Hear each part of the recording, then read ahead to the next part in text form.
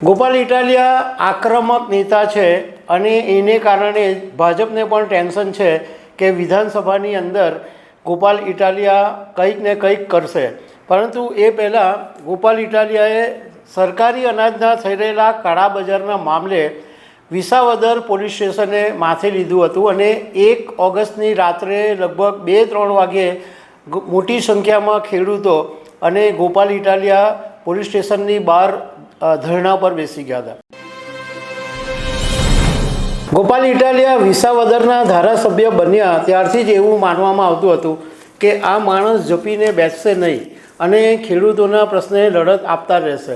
બન્યું પણ એવું જ.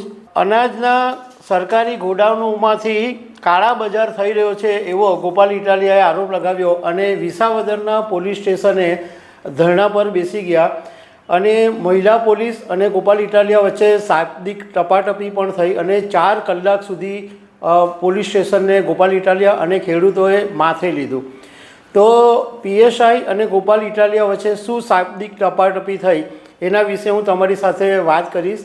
મારું નામ રાજેશ શાહ છે અને તમે જોઈ રહ્યા છો ગુજરાતના સૌથી મોટા ડિજિટલ ન્યૂઝ પ્લેટફોર્મ ખબરછે.com. ગોપાલ ઇટાલિયા આક્રમક નેતા છે અને એને કારણે ભાજપને પણ ટેન્શન છે કે વિધાનસભાની અંદર ગોપાલ ઇટાલિયા કંઈક ને કંઈક કરશે.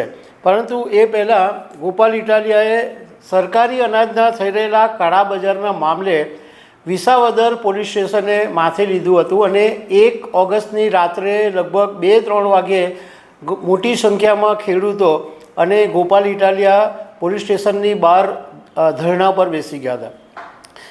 ત્યારે ગોપાલ ઇટાલિયાએ પોલીસની સામે માંગણી કરી કે જે માફિયાઓ છે, જે કાળા બજાર કરી રહ્યા છે એની સામે ગુનો નોંધો. તો મહિલા પોલીસે એવું કીધું કે આ પુરવઠા વિભાગનો કેસ છે, આ ચોરી નથી એટલે એમાં અમારે નથી આવતું.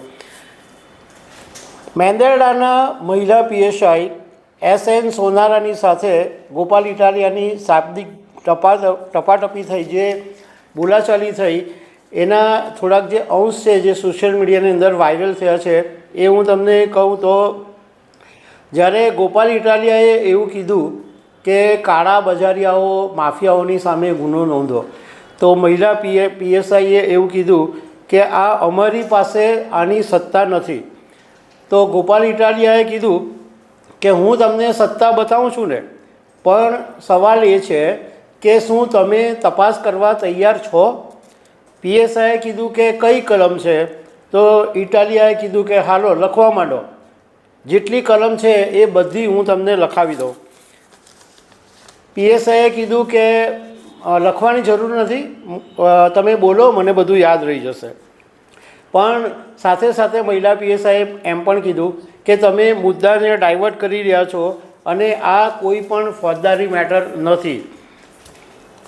તો ગોપાલ ઇટાલિયાએ સામે સવાલ કર્યો કે અનાજની ચોરી એ ગુનો નથી? તો મહિલા પીએસઆઈએ કીધું કે કોના અનાજની ચોરી થઈ? તો ગોપાલ ઇટાલિયાએ કીધું કે જનતાના અનાજની ચોરી થઈ છે. તો સામે પછી પીએસઆઈએ પણ દલીલ કરી કે તો તમને કાયદાની ખબર નથી.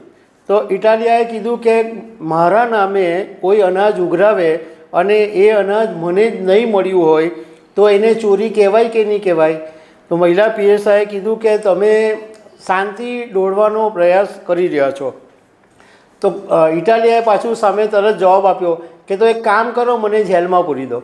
ફરીથી જ્યારે મહિલા પીએસઆઈએ કીધું કે તમે ઉશ્કેરવાનો પ્રયાસ કરી રહ્યા છો, તો ઇટાલિયાએ કીધું કે મેડમ આવી ભાષા છે ને એ તમે માફિયાની સાથે વ્યવહાર કરો તો ચાલે, જનતાને દબાવવાનો કોઈ અર્થ નથી.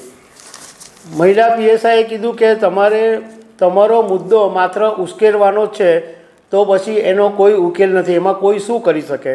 તો ઇટાલિયાએ કીધું કે અનાજની ચોરી કરી એ વાત સાચી છે? પીએસઆઈએ કીધું કે તેની ફરિયાદ કોણ આપશે? પણ તો ઇટાલિયાએ કે એની ફરિયાદ હું આપીશ. ફરીથી મહિલા પીએસઆઈએ કીધું કે ફોજદારી રૂએ તમે ન આપી શકો અને કાયદાની ઉપર કોઈ છે જ નહીં. આવી જે દલીલો છે એ લાંબા સમય સુધી ચાલી અને આ બધા જે ખેડૂતો છે એમનો આરોપ એવો છે કે ઘણા ગામોની અંદર રેશનની જે દુકાનો છે એમાં જે અનાજ મળવું જોઈએ એટલું અનાજ મળતું નથી, પૂરેપૂરું અનાજ મળતું નથી અને એના કાળા બજાર થાય છે એવો આરોપ લગાવવામાં આવ્યો છે. 4 કલાક સુધી આ બબાલ ચાલી અને પછી મોડી રાત્રે ખેડૂતો અને ગોપાલ ઇટાલિયા પોલીસ સ્ટેશનમાંથી છૂટા પડી ગયા. તો દર્શક મિત્રો, આવી અનેક વાતો સાથે અમે તમને મળતા રહીશું. Thank you very much.